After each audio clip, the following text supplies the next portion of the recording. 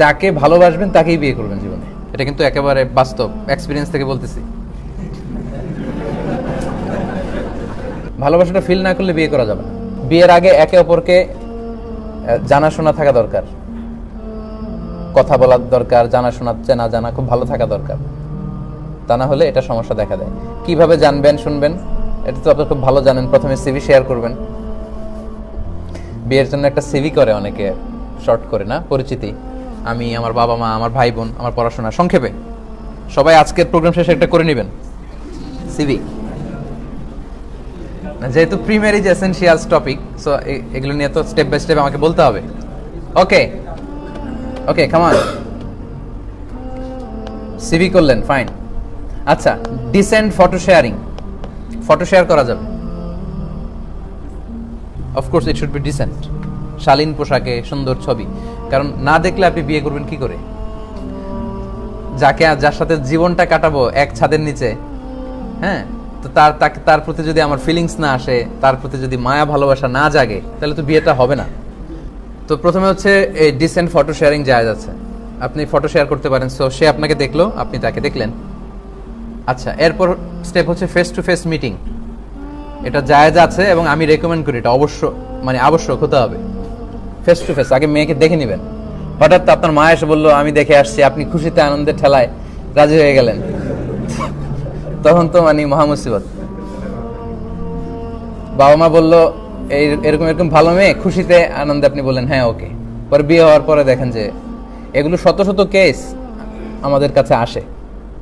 So আপনি face to face meeting করবেন। Face to face মিটিংটা তো সাধারণত হয়েই থাকে বিয়ের, আমাদের দেশে এটা আছে না? আছে তো। আপনি যে তার সাথে কথা বলবেন, তবে অবশ্যই এই মিটিংটা হতে হবে আপনার এবং এই যে হবু কনে, হবু বউ, তার মধ্যে।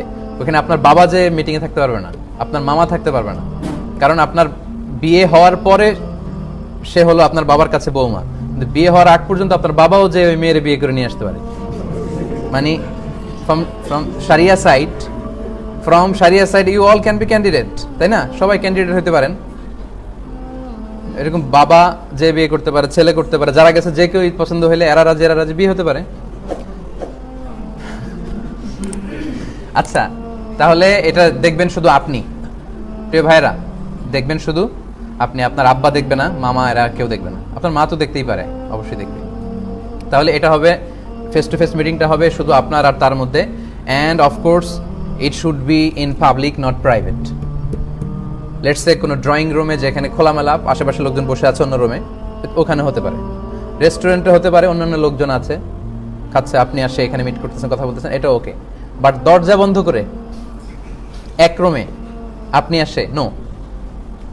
ইল্লা সালিসুহুমা আশ-শাইতান। কোন নারী কোন পুরুষ একাকী যদি এক ঘরের ভেতরে থাকে, তারা দুজন থাকে না, তিনজন হয়ে যায়। ওখানে শয়তান এসে জয়েন করে ওই conference. So it's very dangerous. আপনি ফেস টু ফেস মিটিং করতে পারেন, ইট should be in public, not in private. অথবা দরজা বন্ধ করে বা দরজা করে করতে পারেন, ওখানে একজন থাকতে হবে। লেটস ছোট একটা ছেলে আছে বা মেয়ে আছে, আরেকজনের উপস্থিতিতে আপনারা কথা সারতে পারেন। আমার মনে বিষয়টা বুঝতে পারছেন কিভাবে মিটিংটা হতে হবে। আচ্ছা, ফোন কনভারসেশন হতে পারে, নো প্রবলেম। ফোন কনভারসেশন হতে পারে, এতে করে আইস ব্রেকিং হবে। লেটস সে বিয়েতে লাজুকতা কাজ করে, তো আপনি যখন ফেস টু ফেস মিটিং করলেন, সেও লজ্জা পাচ্ছে, আপনিও লজ্জা পাচ্ছেন। অনেক কথা ভেবে গেছিলেন বলবেন, এরা দেখে সব ভুলে গেছেন, বা সেও আপনাকে দেখে ভুলে গেছে লাজুকতার কারণে। ফলে অনেক কিছুই জানা হয়ে ওঠে নাই। এটা কিন্তু একেবারে বাস্তব এক্সপিরিয়েন্স থেকে বলতেছি। এটা হয় সবার ক্ষেত্রে এরকম, যে অনেক কিছু ভাবা হয়েছে, হয়তো সব জিজ্ঞেস করা হয় নাই। বাসায় আসলে মনে করবে ওরে এটা আসল জিনিসই তো জিজ্ঞেস করা হয়নি, এটা হইতে পারে। তো তখন আপনি ফোন কনভারসেশন করতে পারবেন, একবার, দুইবার, চারবার, পাঁচবার। তবে উদ্দেশ্যটা থাকতে হবে যে বিয়েতে আমি ডিসিশনে নিতে পারতেছি না, জাস্ট ডিসিশন নেওয়ার জন্য। ওইটা এমন না যে 1 মাস 2 মাস হ্যালো হাই শুরু করছেন আর ছাড়তেছেন না, ওইটা করা যাবে না। ওইটা যদি ডিসিশন নিয়ে ফেলেন বিয়ে করবেন, আর না হলে ফোন কনভারসেশন স্টপ করে দিতে হবে। তার মানে বিয়ের পারপাসে এই সব কিছু সারিয়ে অ্যালাউ করেছে, আপনি ফোন কনভারসেশন করতে পারবেন। আচ্ছা, ফটো শেয়ার করলেন, ফেস টু ফেস মিটিং হলো, ফোন কনভারসেশন হলো, আস্তে আস্তে অনেক আইস ব্রেকিং হলো, এরপরে আবার দেখা করতে মনে চায় বিয়ের আগে। এটা হয় না? যে একবার শুধু দেখা হয়েছে, ভালোভাবে তো দেখি নাই, ভালোভাবে তো দেখা হয় নাই, হতে পারে। এটা হাসির বিষয় না, সিরিয়াসলি। আরও 1-2বার দেখা হইলে ভালো হয়, ওই ডেটিংটাও করতে পারবে। মানে pre marriage dating it's okay only for the sake of marriage. বিয়ের উদ্দেশ্যে আপনি 1টা 2টা 3টা ডেট করতে পারবেন, ইউ ক্যান ডেট। তবে ওই যেটা বললাম, ইট should be in public not private. একেবারে একান্তে নির্জনে না, রেস্টুরেন্টে হোক, মানুষ আছে, বা এমন বাসায় অন্যান্য লোকজন পাশের রুমে আছে, লোকেরা তাদের কথা শোনা যাচ্ছে, বা তারা চাইলে এই রুমে ঢুকতে পারবে, এরকম একটা জায়গায় আপনি 1 2 3 4 টাইম এরকম ডেট করে নিতে পারেন, যাতে করে আপনি তাকে দেখে নিতে পারেন। দেখে নেওয়া সুন্নাত ভাই, একেবারেই সুন্নাত। এবার হাদিস শোনেন, এই যে এগুলো বললাম, এগুলোকে আমি নিজ থেকে বললাম কিনা, একটা একটা করে হাদিস শোনাই আপনাদেরকে। সহিহ মুসলিমের বর্ণনা, আন আবি হুরায়রা রাদিয়াল্লাহু আনহু قال, আবু হুরায়রা রাদিয়াল্লাহু তাআলা আনহু বলেন, কুনতু ইনদা নবী সাল্লাল্লাহু আলাইহি ওয়াসাল্লাম, আমি একবার আল্লাহ রাসূল সাল্লাল্লাহু আলাইহি ওয়াসাল্লামের কাছে ছিলাম। ফাআতাহু রাজুলুন, হঠাৎ রাসূল সাল্লাল্লাহু আলাইহি ওয়াসাল্লামের কাছে এক লোক আসলো। ফাআখবারাহু, এসে আল্লাহ রাসূলকে বলল যে আন্নাহু তাযাওয়াজা ইমরাআতান মিনাল আনসার, এসে বলল, ইয়া রাসূলুল্লাহ, আমি তো এক আনসারী মেয়েকে বিয়ে করব, প্ল্যান করে ফেলছি। মানে আম্মা এসে বলছে আমি রাজি, এই সিস্টেমে।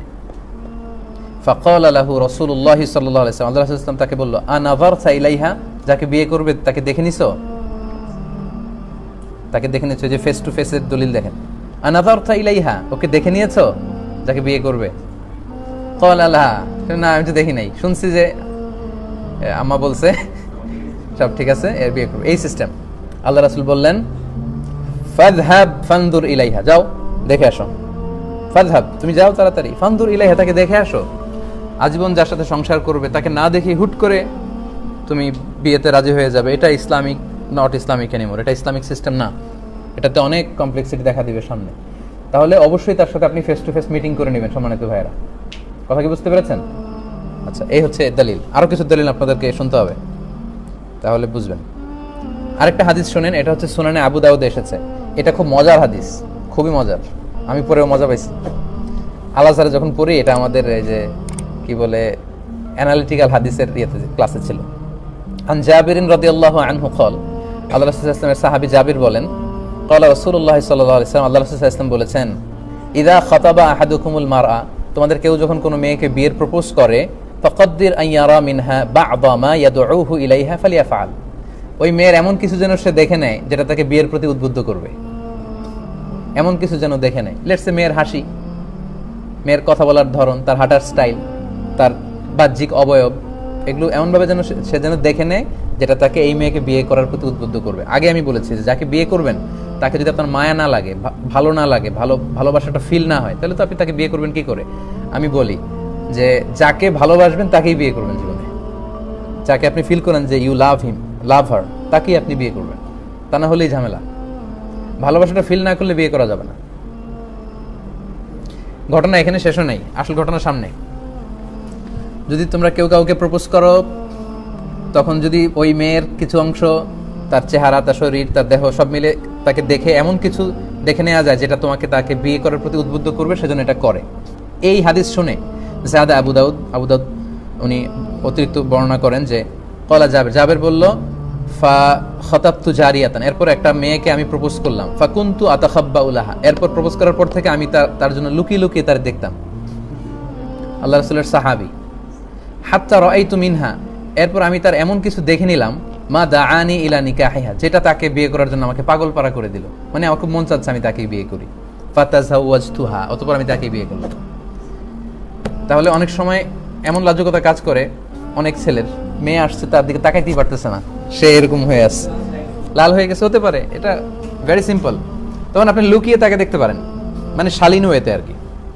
লেটস সে সে পাশে বসে খাচ্ছে, আপনি দেখলেন তাকে, সে কলেজে যাচ্ছে, একটু দেখে নিলেন।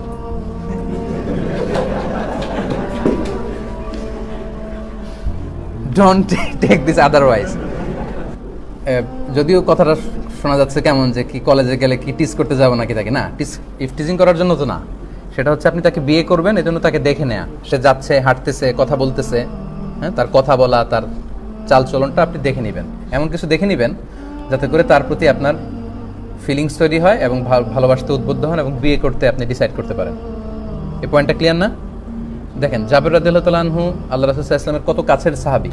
উনি এই হাদিস থেকে এরকমই বুঝেছেন যে আমি যেহেতু কাছে যেয়ে দেখতে পারি, আমি দূর থেকে তাকে লুকায় লুকায় অনেকবার দেখে ভালো লাগছে, পরে বিয়ে করছে। আচ্ছা, এবার বুখারীর একটা হাদিস শুনেন, আল্লাহ রাসূল সাল্লাল্লাহু আলাইহি ওয়াসাল্লামের ঘটনা। আন সাহাল ইবনে সাআদ রাদিয়াল্লাহু আনহু আন্না ইমরাআতান জাআত, এক মেয়ে, এক মহিলা রাসূলুল্লাহ সাল্লাল্লাহু আলাইহি ওয়াসাল্লাম আল্লাহ রাসূল সাল্লাল্লাহু আলাইহি ওয়াসাল্লামের কাছে আসলো। ফাকালাত, এসে বলল, ইয়া রাসূলুল্লাহ জিইতু লি আহাবা লাকা নাফসি, আমি আমাকে আপনার জন্য ডেডিকেট করে দিলাম।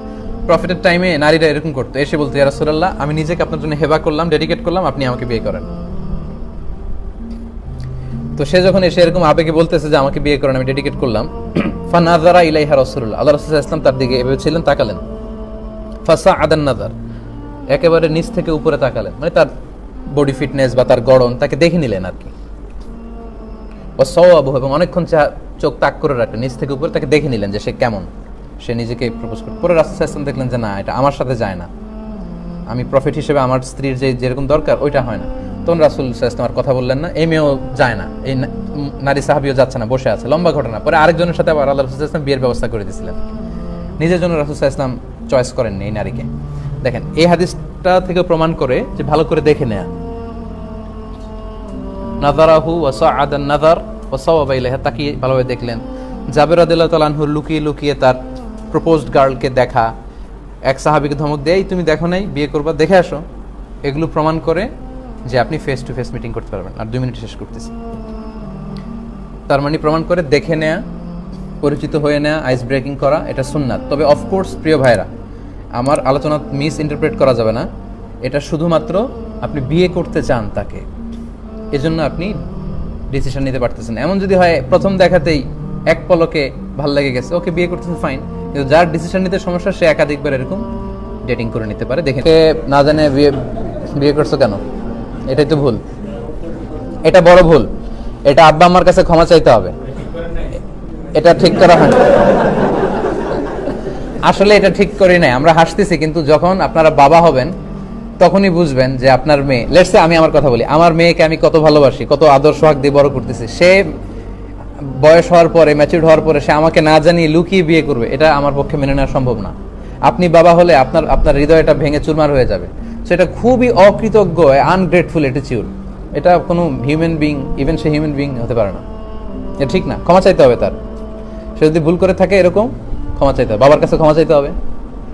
ক্ষমা চেয়ে এটা মিটমাট করতে হবে যে বাবা বিয়ে করে ফেলছে, তুমি মেনে নাও, আমার লাইফ, আমি জানি কার সাথে সুখী হব, আমি ফিল করছি সে আমার জন্য ওকে।